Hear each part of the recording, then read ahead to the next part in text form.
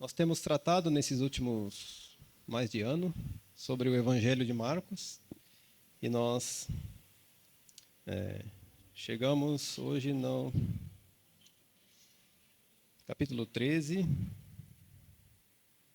Nós já tivemos, acho que, duas mensagens sobre esse capítulo. Hoje nosso texto é a partir do versículo 14. Mas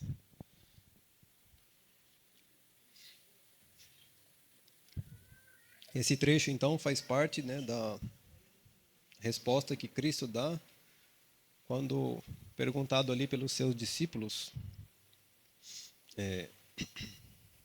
a respeito de algo que eles tinham mostrado para Cristo. No comecinho do capítulo 13, nós lemos que Jesus estava saindo do templo e os seus discípulos então mostraram as construções que estavam ali do templo. E Jesus Cristo faz um comentário ali no versículo 2 dizendo: vês essas grandes construções? Não ficará pedra sobre pedra que não seja derrubada. E isso chamou um pouco a atenção dos discípulos, E quando eles estão então sozinhos ali com Cristo, em outro local, eles perguntam mais especificamente para Cristo quando que essas coisas deveriam acontecer. No versículo 4 ele diz: dize-nos quando sucederão essas coisas, e que sinal haverá quando todas elas estiverem para cumprir-se. Tem alguns assuntos que acabam até saindo podemos dizer, do escopo religioso e caem até que numa cultura geral. E esse trecho que nós vamos ler hoje, a partir do versículo 14, ele está um pouco nessa toada, nessa linha. É um texto que o desenrolar dele, que é a questão da escatologia, ela divide um pouco os protestantes aí em algumas interpretações, seja aliancista, seja dispensacionalista. Então, nós temos aí algumas divergências entre nós cristãos, entre nós evangélicos, quanto ao modo como essas coisas, qualquer interpretação que nós temos, como essas coisas irão acontecer, E isso remete à primeira parte da resposta que Cristo dá, Os discípulos perguntam, quando sucederão essas coisas? Nós já tivemos nas duas mensagens anteriores, o Rafael falou um pouco sobre, primeiramente, o templo em si, quando o templo seria destruído. Isso aconteceu por volta do ano 70 da era cristã, quando o general romano Tito veio e sitiou a cidade.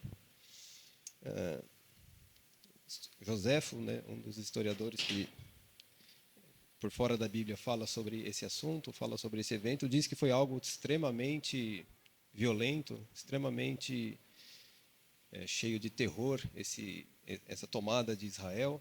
A cidade foi cercada por alguns anos e a coisa ficou realmente difícil, até que então a cidade não suporta e cai. E muitos então que passaram e viveram esses episódios começaram a interpretar tudo o que está escrito na resposta de Cristo ali como tendo esse cumprimento,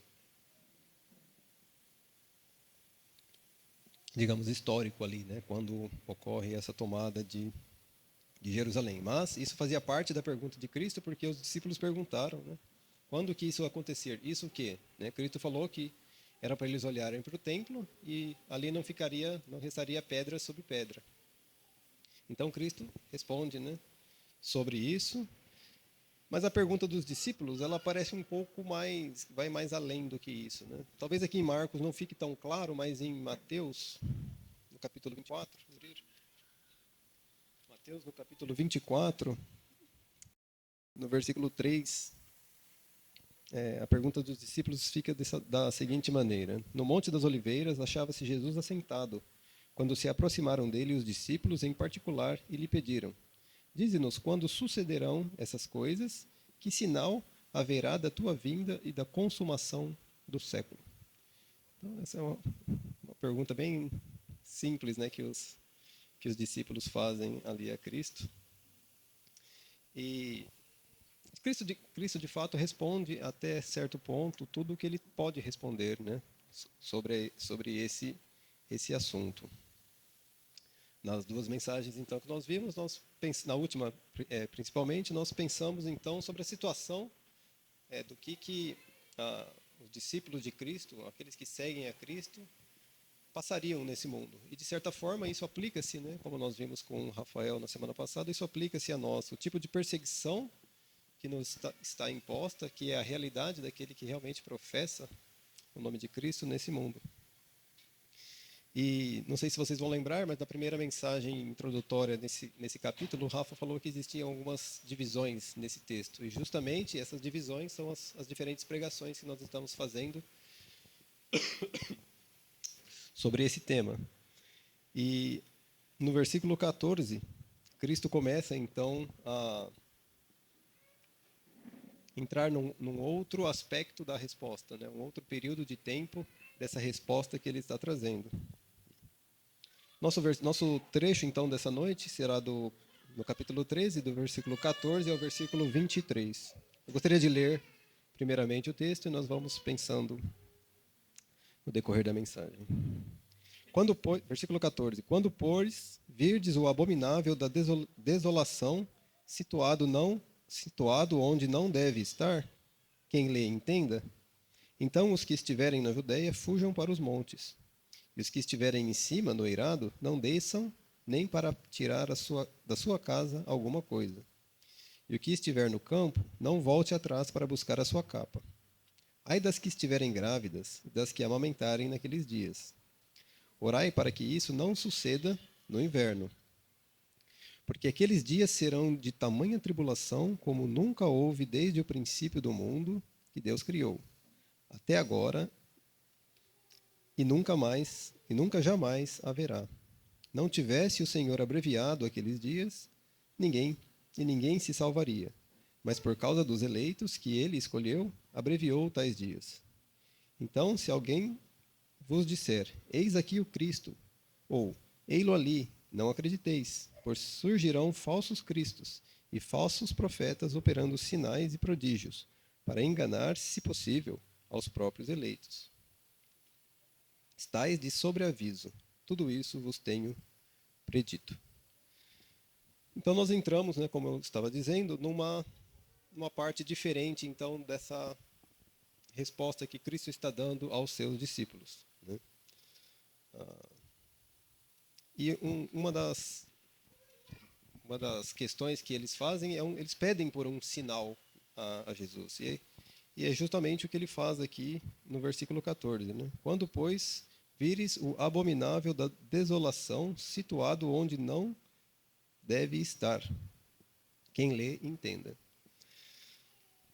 Isso nos remete, né, e o texto de Mateus, mais uma vez, fica claro, nos remete ao que escreveu o profeta Daniel, alguns séculos antes disso que está ocorrendo aqui, né?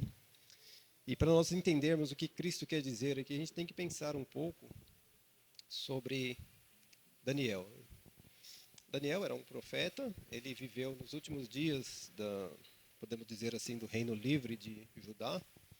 E durante a sua vida, quando ele era jovem ainda, o rei da Babilônia, Nabucodonosor, invade a cidade de Jerusalém e leva cativos alguns ali, né?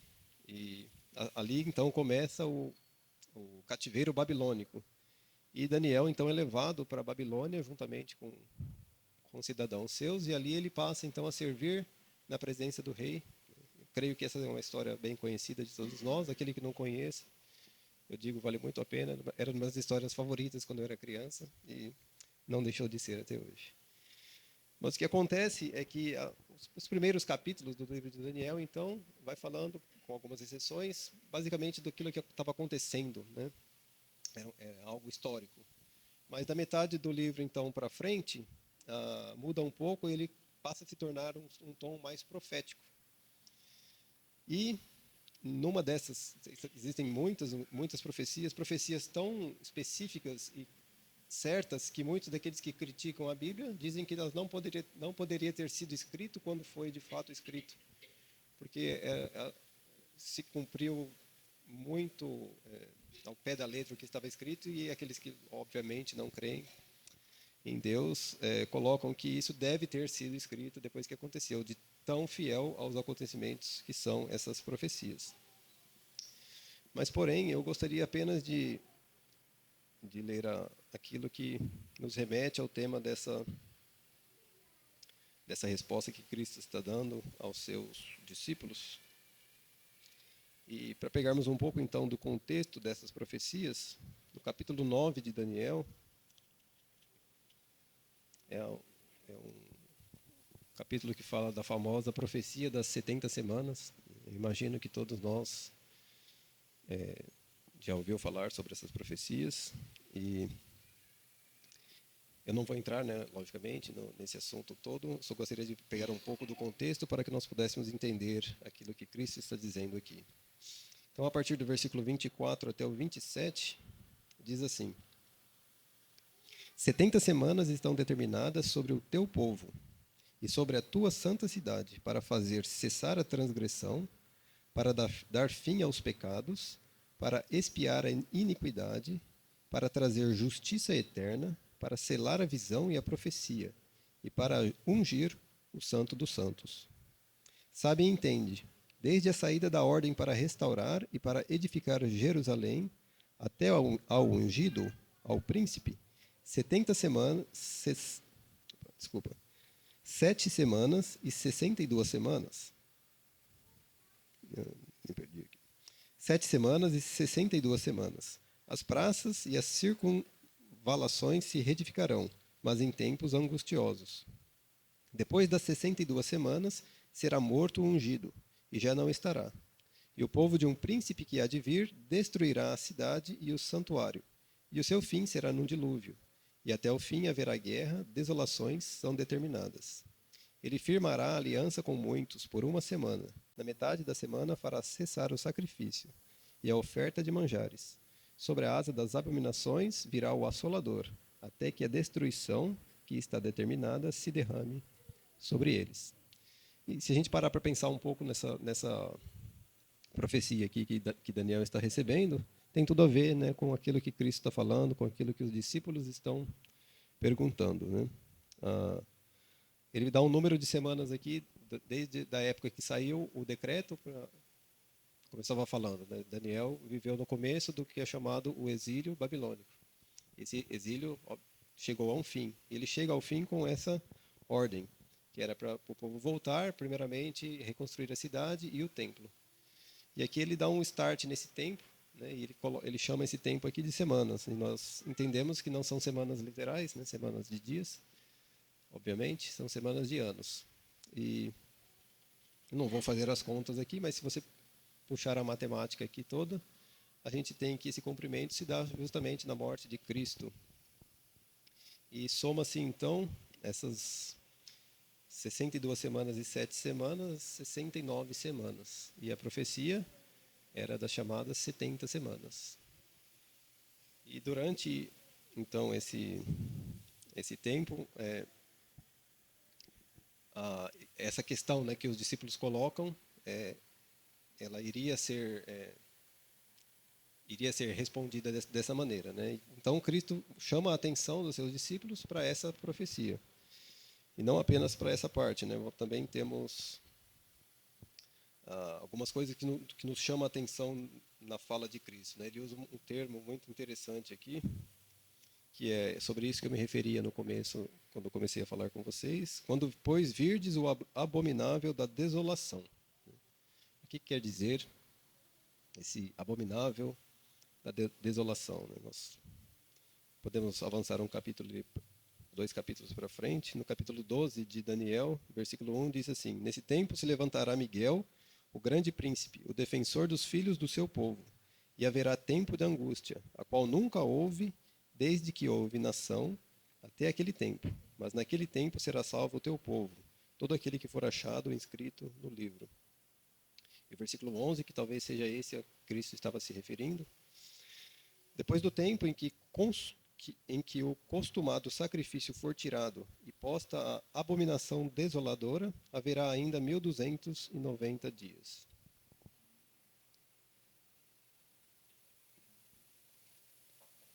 Então, como eu estava dizendo, né, esse termo chama bastante a nossa atenção, abominável da desolação, ou desolação abominadora. Mas interessante a nota que está aqui entre parênteses, pelo menos na minha Bíblia, né? Quem lê, entenda. Interessante. O que seria esse abominável da desolação? Porque entender o que seria esse abominável da desolação é justamente aquele sinal que os discípulos pedem, né, na sua pergunta. Dize-nos quando sucederão essas coisas e que sinal haverá. Né? Nós temos visto que na resposta de Cristo até o versículo 13, as coisas são mais vagas, porque, pelo que nós vemos hoje, 2000 anos depois dessa resposta, as coisas estão acontecendo, as guerras acontecem, fomes, terremotos, guerras, rumores de guerras estão acontecendo. Perseguição aos cristãos estão acontecendo. Mas tudo isso, não existe um sinal para essas coisas, são o normal, aquilo que se espera daquele que professa, né? Como eu já disse, aquele que professa o nome de Cristo nesse mundo, o normal e o esperado para ele, então, é que haja essa perseguição e que no mundo caído pelo pecado é normal que hajam essas guerras, esses rumores de guerras e os desastres naturais que realmente vão ocorrendo. Mas, aqui, né, nesse ponto da resposta de Cristo, algo é diferente, né, porque ele coloca, então, um sinal. Quando, pois, vires o abominável da desolação. São duas coisas, né? Primeiro é esse abominável da desolação e a outra coisa é onde ele está, né? Situado onde não deve estar. Mas a pergunta ainda está no ar, né? O que quer dizer esse abominável da desolação? Segunda Tessalonicenses,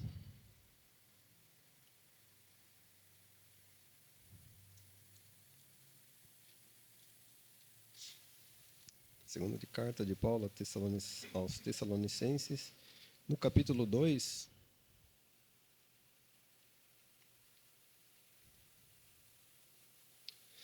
Paulo está dizendo assim, no capítulo 2, no versículo 3, ninguém de nenhum modo vos engane, porque isso não acontecerá sem que primeiro venha a apostasia e seja revelado o homem da iniquidade. Então aqui temos um personagem, né? O homem da iniquidade, o filho da perdição, o qual se opõe e levanta-se contra tudo o que se chama Deus, ou objeto de culto, a ponto de assentar-se no santuário de Deus, ostentando-se como se fosse o próprio Deus. Então aqui nós temos uma explicação do que deverá acontecer, o que as pessoas devem então buscar como sinal, né? Aparecerá uma pessoa e tanto Daniel como outros profetas no Velho Testamento também falam desse personagem e ele se opondo, né, se levantando contra tudo aquilo que se chama Deus, como Paulo diz aqui, né? Ele se apropria então desse nome, ele se apropria da adoração. Ele se coloca então num lugar que não deve a homem algum. Ele se coloca no lugar de alvo de adoração.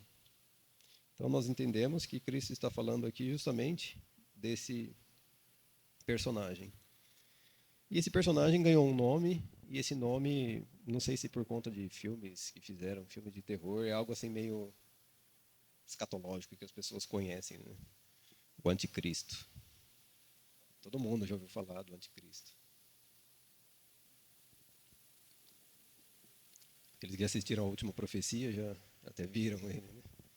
Então existem alguns filmes porque caiu, né, meio que no gosto das pessoas esse assunto.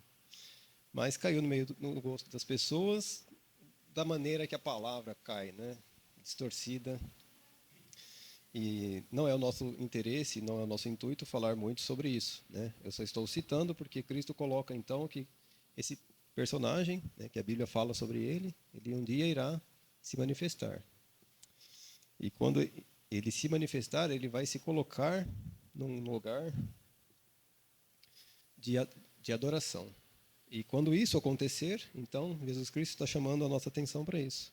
Quando, pois, virdes o abominável da desolação, situado onde não se deve estar, então começa um outro período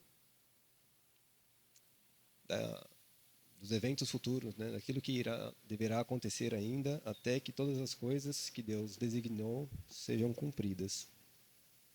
Então, se até agora nós temos estudado, então era algo mais genérico que se aplicava a todos aqueles que professam o nome de Jesus Cristo aqui nesse mundo. Mas a partir de agora, então, nós temos temos eventos que têm um sinal, têm um momento para iniciarem. Né? E nós lemos lá no versículo 11 de Daniel 12, que esse evento tem uma duração definida de tempo. E nós costumamos chamar, então, esse evento de a grande tribulação.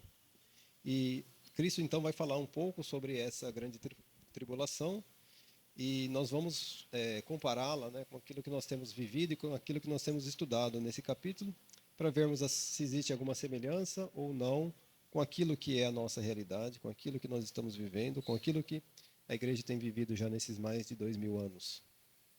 Né? Primeiramente, a primeira diferença que nos salta aos olhos é justamente esse prazo fixo de início. Né?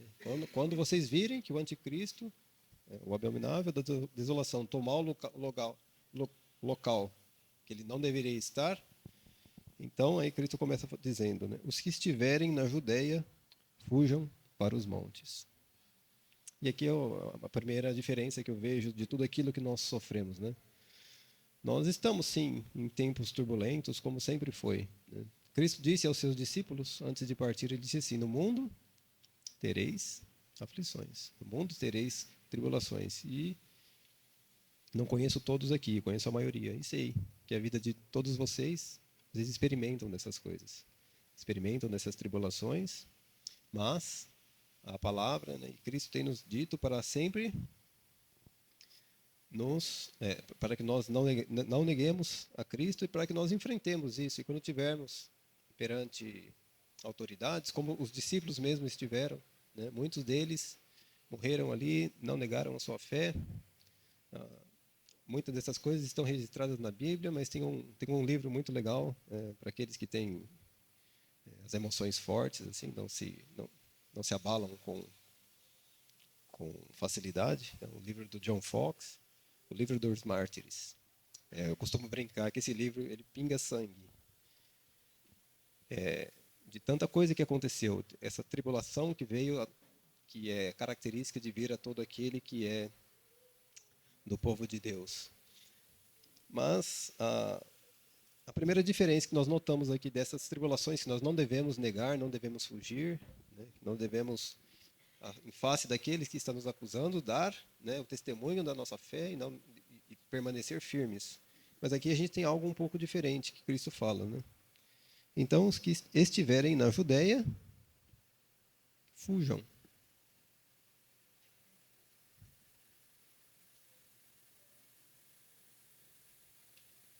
Não parece, então, muito com aquilo que nós estamos acostumados, né? Não devemos fugir dessas coisas. Mas aqui, então, Cristo está falando para aqueles que estiverem na Judéia para fugirem. E aqui começam já muitos mal entendidos, né?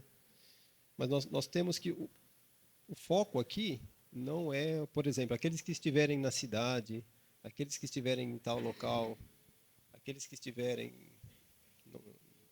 Não, aqui ele fala aqui especificamente de uma região. Né? Então, nós temos aqui um tempo definido, nós temos aqui uma região definida. Obviamente, estudando outros textos sobre a grande tribulação, nós sabemos que ela atingirá o mundo inteiro.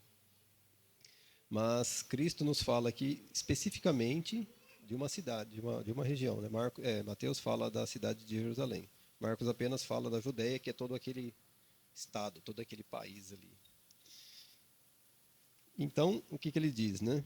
A primeira característica que nós temos dessa tribulação, a presença dessa fuga. É algo que as pessoas que são alvo dessa perseguição devem tentar escapar. E ele vai abrindo essa questão do escapar, né, nos versículos que sucedem aqui. No versículo 15 ele diz assim: quem estiver em cima no eirado, não desça nem entre para tirar da sua casa alguma coisa. Eu imagino que as construções daquela casa, daquele tempo, eram diferentes das que nós temos hoje, né? Talvez o telhado é o lugar para onde você vai e não consegue sair de lá se não descer, né? Ali talvez fosse diferente. Talvez o eirado da casa fosse um lugar que você tivesse fácil acesso a fugir, fácil acesso a descer. Ele diz assim: vai ser algo tão repentino, tão rápido, que assim não pense em descer para pegar nada, alguma coisa que te pertença. Não, se você estiver já no telhado ali, já tiver as portas, a saída da sua casa, dali mesmo você já foge. Versículo 16: e o que estiver no campo, não volte atrás para buscar a sua capa. Interessante. Conhecendo a geografia ali daquela região, nós sabemos que passar uma noite naquele lugar sem capa não é uma ideia muito inteligente. Mas, né, a palavra de urgência que Cristo dá aqui é: mesmo aquelas coisas que você deixou para trás, que vão te fazer falta, você não deve voltar para buscar, porque, vamos ver mais adiante por quê, mas é algo de extrema urgência e de extrema rapidez com que nós devemos, que as pessoas aqui devem fazer, né? Fugir o mais depressa possível. E ele entra então também em algumas características aqui que nós não temos controle, né? Nós temos controle de descer, entrar na nossa casa e buscar alguma coisa, nós temos controle de estar numa região de campo, longe de casa, voltar para lá para buscar alguma coisa. Mas tem algumas situações que não existe controle, né? Por exemplo, versículo 17: ai das que estiverem grávidas e das que amamentem naqueles dias. A condição da pessoa estar grávida, ela é uma condição, principalmente no final ali da sua gestação, que te limita muito na sua agilidade para a fuga. E também o fato de você ter uma criança pequena para olhar é algo que não te deixa muito ágil para essa fuga, uma fuga que será bem difícil, né? Sair da sua cidade, da sua casa e fugir para os montes. E outra coisa também que foge do controle humano, que são as estações, né? Ele diz no versículo 18: orai para que isso não suceda no inverno. O inverno, então, aqui seria um impeditivo a mais para que essa fuga desesperada se realize, né? Ele então estimula, né, que as pessoas então orem para que essa fuga não aconteça durante esses dias de tempo mais difícil. Agora, por que de tudo isso?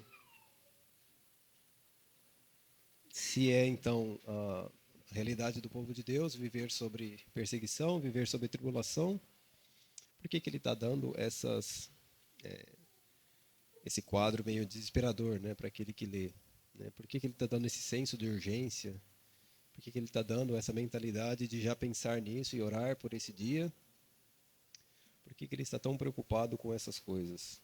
E o versículo 19, então, 19 e 20, vem para nos responder essa questão, porque ele vai nos falar um pouco da natureza do que esses dias serão. Ele diz assim, versículo 19: porque aqueles dias serão de tamanha tribulação, como nunca houve desde o princípio do mundo que Deus criou. Até agora, nunca jamais. Até agora, e nunca mais, jamais. Desculpem. E nunca jamais haverá.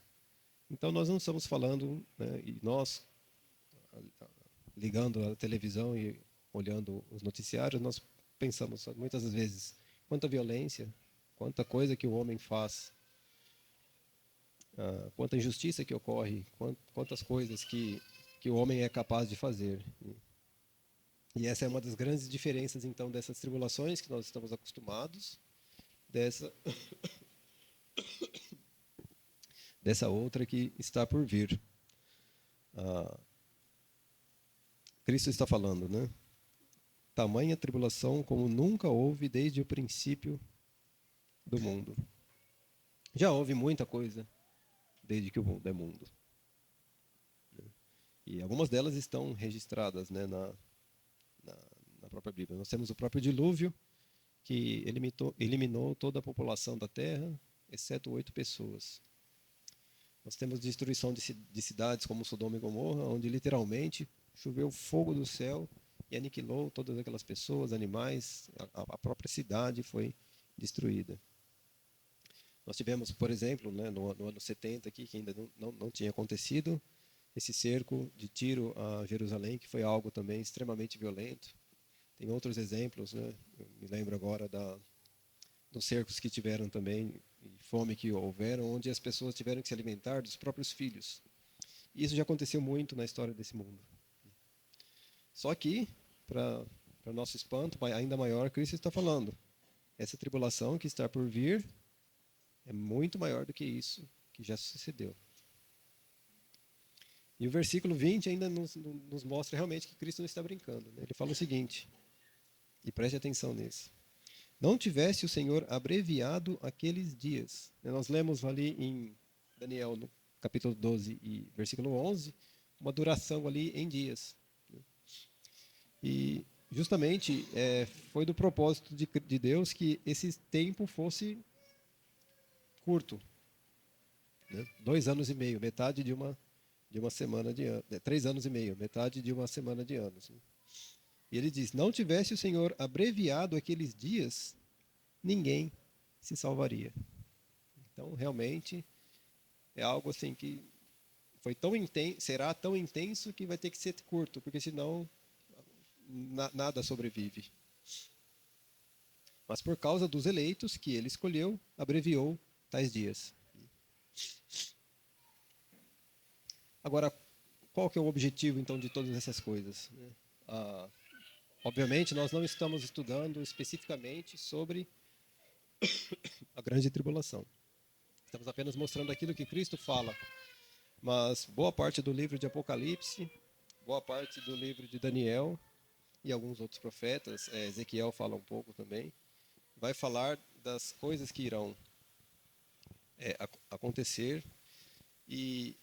Mas uma diferença perceptível aqui no texto que nós temos é que as outras tribulações, por mais que tudo esteja relacionado com o sistema mundano que existe, e nós sabemos quem está por trás também dessas coisas, mas são geradas pelo homem. Então, a perseguição que às vezes nós temos, as guerras, as coisas, elas são geradas pelo homem. E tem por objetivo, né, ou enfraquecer ou tirar a nossa fé. Agora, essa tribulação que irá acontecer, ela já tem um cunho muito mais sobrenatural. Então, as coisas que ocorrerão ali são coisas realmente uma tribulação muito, muito forte. Né? E o grande objetivo, então, é de 2 formas, nós vamos ver aqui no texto. Né? Uma, eu vou chamar de violência, né? Pela a própria violência dessa grande tribulação, que é algo extremo, algo que nunca aconteceu na história desse mundo,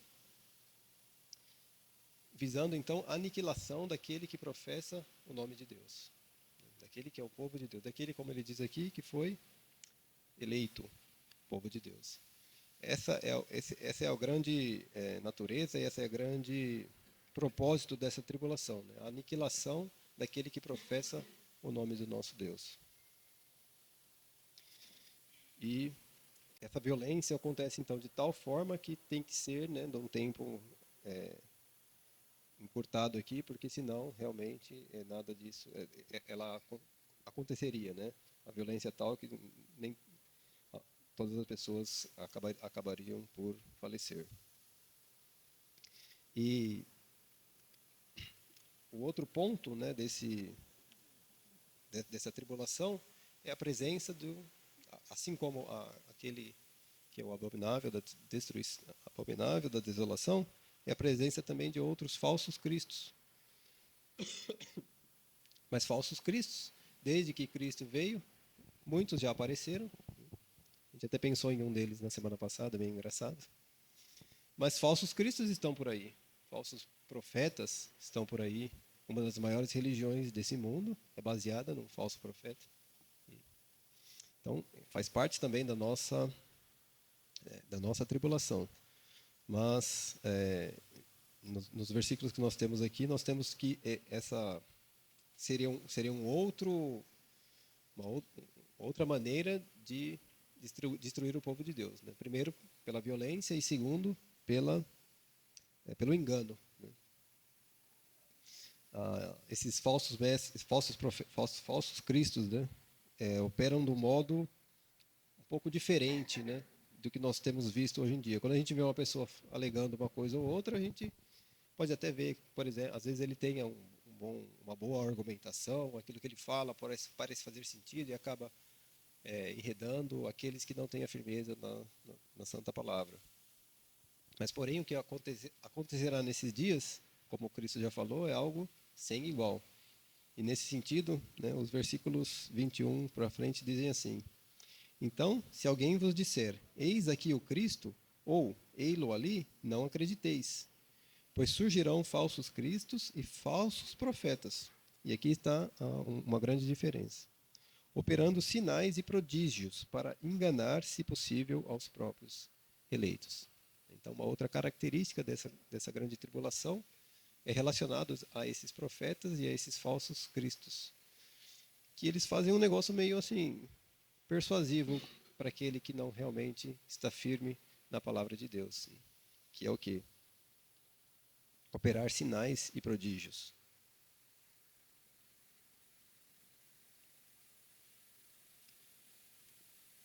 E farão isso de um modo tão bem feito, nós podemos dizer assim, né, que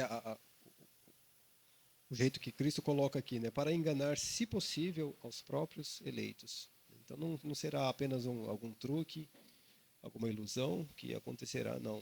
Né? Serão coisas realmente para aqueles, né, obviamente, que não conhecem a Cristo, a sua santa pessoa, mas dignas de crédito mesmo. Né? Coisas realmente que falam, não, pera lá, esse cara está alegando e está fazendo coisas que não é normal que as pessoas façam. Então, opa, pode ser que o que ele esteja falando pode ser verdade. E dessa maneira, então, eles vão enganar a muitas pessoas. Se fosse possível, então, né, seriam persuasivos a tal ponto de até aqueles que realmente creem, conhecem a Cristo, se deixarem enganar por essas pessoas. Pois surgirão falsos cristos, falsos profetas, operando sinais e prodígios, para enganar, se possível, aos próprios eleitos. Mas há uma grande diferença, né, na atuação, pelo menos para aquelas pessoas que conhecem a Cristo, né? Desde que Cristo veio a esse mundo, ele deu a ordem para que nós pregássemos o Evangelho. E o Evangelho tem sido pregado desde então. Nós somos frutos dessa pregação do Evangelho que já tem mais de 2000 anos. E Cristo está sendo pregado. Cristo não se esconde daquele que realmente o busca. Isso fica, né, como uma aplicação até para nós. Cristo se revela. Não é possível o homem conhecer a Cristo pelos seus próprios méritos. Né? Ele se revelou, ele veio a esse mundo, ele deu a sua vida. Onde você for hoje no mundo, você vai encontrar alguém. Talvez seja mais fácil em alguns países, mais difícil em outros. Mas você vai encontrar alguém que vai estar falando de Cristo. Cristo não está escondido. Estamos num período chamado graça. E Ele está aqui. Ele está presente e se revela a todo aquele que busca a Ele. E uma das grandes diferenças desses dias que nós estamos estudando aqui é que, versículo 21, se alguém disser, eis aqui o Cristo, ou ei-lo ali, não acrediteis. Ele não está escondido. Né? Não é um conhecimento secreto que você precisa conhecer algumas pessoas, se ausentar de algum lugar para então entrar em contato com Cristo. Cristo está aqui. Mateus, no capítulo 24 mesmo, no versículo 27, é um dos versículos talvez mais conhecidos de Mateus. Tem até uma música que, na minha época de criança, eu cantava bastante. Mateus 24 e 27 diz assim. E essa é a manifestação de Cristo, né? Quando Cristo se manifesta, ele não se manifesta por debaixo dos panos. Diz assim: porque assim como o relâmpago sai do Oriente e se mostra até no Ocidente, assim há de ser a vinda do Filho do Homem. Não é possível esconder um relâmpago. Principalmente um desse, né, que sai de um lado do céu, cruza o céu inteirinho até o outro. Dessa maneira será a vinda, né? Assim que Cristo se manifesta. Ele não se manifesta escondido das pessoas. E, sabendo de todas essas coisas, né, ele ainda coloca no versículo 23, que é o último versículo do nosso trecho aqui.